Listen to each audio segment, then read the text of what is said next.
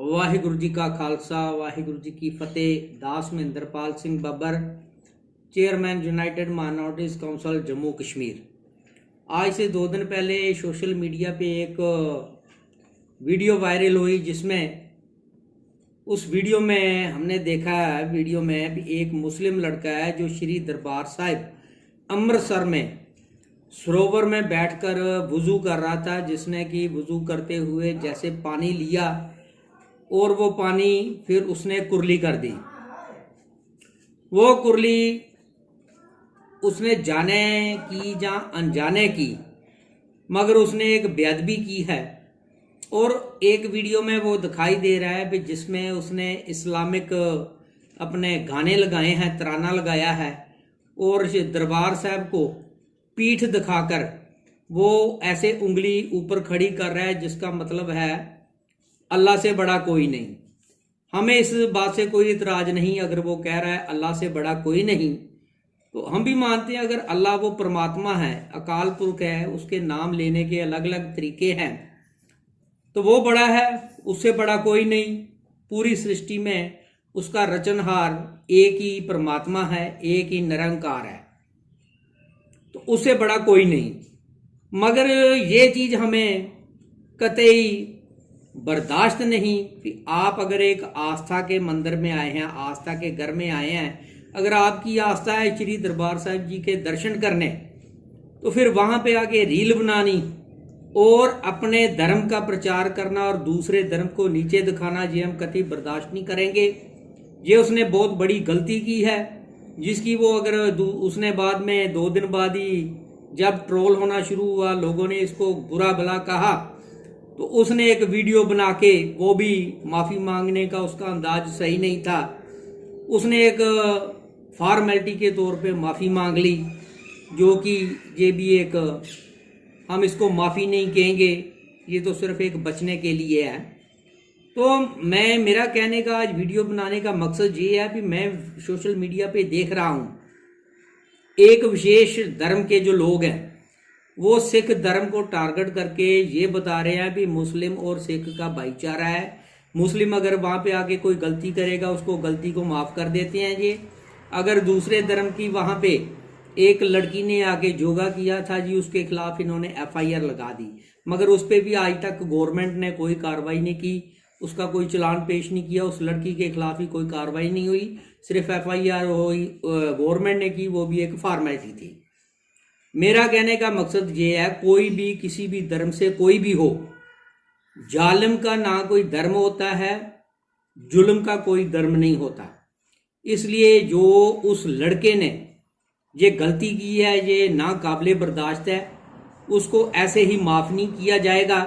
मैं श्रोमणी गुरुद्वारा प्रबंधक कमेटी से अपील करता हूँ, जो उस वक्त वहाँ पे सेवादार थे, उन्होंने मना क्यों नहीं किया? अगर देखा किसी ने, उन पे भी कार्रवाई, सख्त कार्रवाई होनी चाहिए, उनको भी सस्पेंड करना चाहिए, ताकि जो बाकी सेवादार हैं वो अलर्ट रहें और ध्यान रखें कि जो गुरमत सिद्धांत है उसके साथ उसकी कोई बेअदबी ना हो, उसके साथ कोई खिलवाड़ ना हो।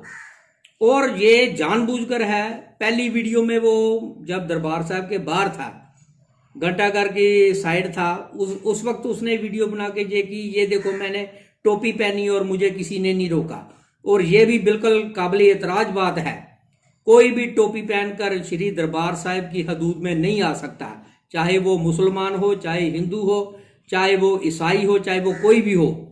गुरमत में गुरुद्वारा साहिब में टोपी अलाउड नहीं है, चाहे वो किसी भी धर्म का कोई भी आदमी पहन रहा हो। वो जो उसने टोपी पहनी थी वो भी बिल्कुल गुरमत सिद्धांतों के खिलाफ थी। चाहे वो मुस्लिम भाई के धर्म, मुस्लिम भाईचारे के हमारे भाई आते हैं दर्शन करने, उनका दिल से स्वागत है, मगर टोपी जो है वो गुरमत सिद्धांतों के खिलाफ है। मैं उनसे भी अपील करूंगा, जो आगे भी मुस्लिम भाईचारे के लोग आए, सर पे वो पटका बांध ले, जहाँ वो दस्तार बांध ले, चाहे ऐसे परना किसी तरह भी अपना हेड कवर कर ले, मगर टोपी जो इस्लामिक टोपी भी है वो भी गुरमत सिद्धांतों के खिलाफ है, पहन के गुरुद्वारे में आना। वो काफ़ी बार आगे भी पहले ऐसे हुआ है, जो हमारे मुस्लिम भाईचारे के लोग आए हैं दर्शन करने, तो उन्होंने वही टोपियां पहनी थी, किसी सेवादार ने, किसी ने उनको रोका नहीं, उनको मर्यादा नहीं बताई कि ये टोपी बांधना जो धर्म में है वो गैर वाजिब है। सो इसका भी ख्याल रखा जाए।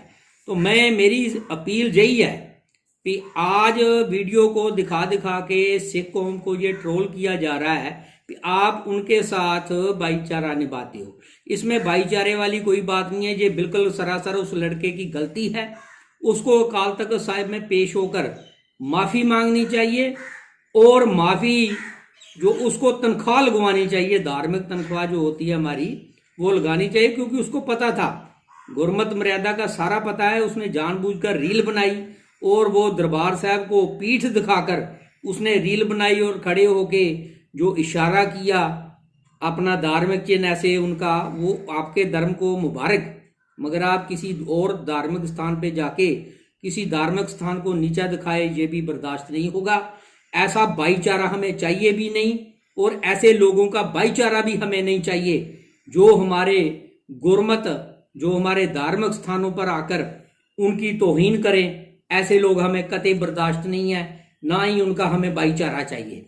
भाईचारा निभाना है तो एक दूसरे के धर्म का जो है आदर करें, एक दूसरे धर्म की जो मर्यादा है उनका उल्लंघन ना करें। तो मैं कहना चाहूँगा उस लड़के पे सख्त से सख्त कार्रवाई होनी चाहिए, क्योंकि उसने जानबूझकर 3 रीलें बनाई हैं और तीनों रीलों में जो गुरमत सिद्धांतों के उल्ट बात की है, गुरमत सिद्धांतों की मर्यादा को उल्लंघना की है।